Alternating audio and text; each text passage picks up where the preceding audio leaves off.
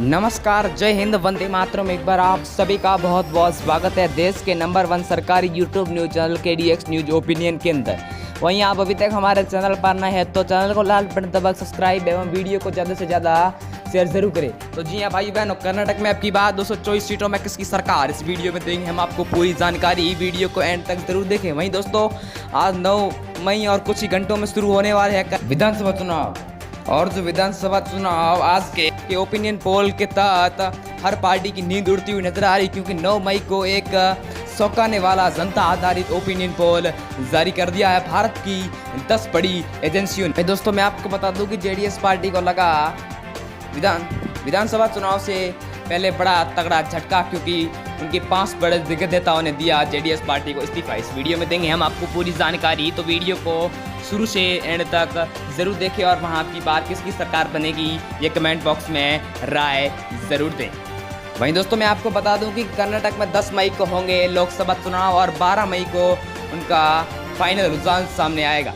जीत किसकी होगी ये तो 12 मई को पता चलेगा, लेकिन ओपिनियन पोल के अनुसार सब पार्टियों को समांतर सीटों का आकलन होता हुआ दिखाई दे रहा है। तो बात करें सर्वप्रथम सीट चित्रदुर्ग की, यहाँ पर कुल 4 सीटें हैं। कांग्रेस को 4 सीटें, बीजेपी को 2 सीटें और अदर पार्टी को 0 सीटें और जेडीएस को भी 0 सीटों का आकलन होता हुआ दिखाई दे रहा है अब की बार। वहीं दोस्तों, बात करी जाए कर्नाटक की अगली सीट मैसूर की कुल 10 सीटों पर, तो कांग्रेस को बड़ा बहुमत प्राप्त होता हुआ 6 सीटों का आकलन, बीजेपी को 3 सीटें, जेडीएस को 1 सीट और अदर पार्टी को 0 सीटों का आकलन होता हुआ दिखाई दे रहा है अब की बार। वहीं दोस्तों, बात करी जाए कोलार की कुल 5 सीटों पर, तो जेडीएस को 0 सीटों का आकलन, बीजेपी को 2 सीटें, कांग्रेस को 3 सीटें और अदर पार्टी को 0 सीटों का आकलन होता हुआ दिखाई दे रहा है अब की बार।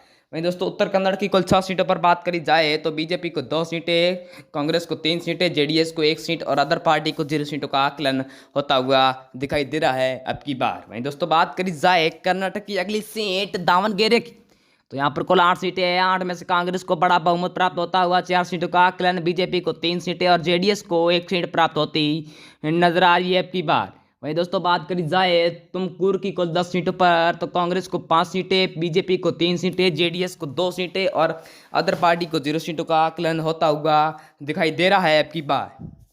वहीं दोस्तों, बात करी जाए गुलबर्गा की कुल 9 सीटों पर, तो कांग्रेस को बड़ा बहुमत प्राप्त होता हुआ 5 सीटों का आकलन, जेडीएस ने अपना पहला खाता खोला 1 सीट और बीजेपी को 3 सीटें और अदर पार्टी को 0 सीटों का आकलन होता हुआ दिखाई दे रहा है।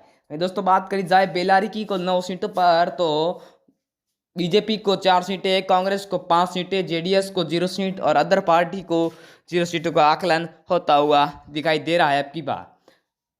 चामराजनगर की कुल 4 सीटों पर बात करी जाए तो दोनों को समांतर सीटों का आकलन, यानी बीजेपी को 2 सीटें और कांग्रेस को भी 2 सीटें, जेडीएस को 0 और अदर पार्टी को 0 सीटों का आकलन होता हुआ दिखाई दे रहा है। वहीं दोस्तों, बात करी जाए बेलगाम की कुल 18 सीटों पर, तो कांग्रेस को 4 सीटें 11 सीटें, बीजेपी को 4 सीटें, जेडीएस को 2 सीटें, अदर पार्टी को 1 सीटों का आकलन दिखाई दे रहा है अब की बार। वहीं दोस्तों, बात करी जाए बेंगलुरु ग्रामीण की कुल 28 सीटों पर, तो कांग्रेस को 11 सीटें, बीजेपी को 8 सीटें, जेडीएस को 3 सीटें और अदर पार्टी को 0 सीटों का आकलन होता हुआ दिखाई दे रहा है अब की बार। वहीं दोस्तों, बेंगलुरु शहरी की कुल 4 सीटों पर बात करी जाए तो कांग्रेस को 2 सीटें, वहीं दोस्तों बीजेपी और जेडीएस समांतर सीटों में हैं, यानी कि बीजेपी को 1 सीट है, जेडीएस को भी 1 सीट प्राप्त हुई है। वहीं दोस्तों, बात करी जाए अगले सीट शिवमोगा की कुल 7 सीटों पर, और 7 सीटों में से कांग्रेस को 4 सीटें, बीजेपी को 3 सीटें, जेडीएस को 0 सीट और अदर पार्टी को भी 0 सीटों का आकलन होता हुआ दिखाई दे रहा है अब की बार। वहीं दोस्तों, बात करी जाए धारवाड़ की कुल 7 सीटों पर, तो कांग्रेस को बड़ा बहुमत प्राप्त होता हुआ 4 सीटों का आकलन, बीजेपी को 2 सीटें, जेडीएस को 1 सीट और अदर पार्टी को 0 सीटों का आकलन होता हुआ दिखाई दे रहा है।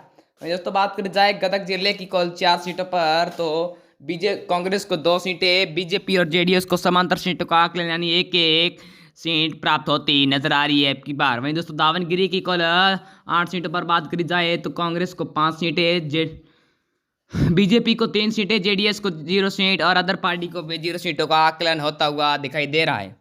वहीं दोस्तों, बात करी जाए अगली सीट बीजापुर की कुल 8 सीटों पर, तो कांग्रेस को 5 सीटें, बीजेपी को 2 सीटें, जेडीएस को 1 सीट और अदर पार्टी को 0 सीटों का आकलन होता हुआ दिखाई दे रहा है अब की बार।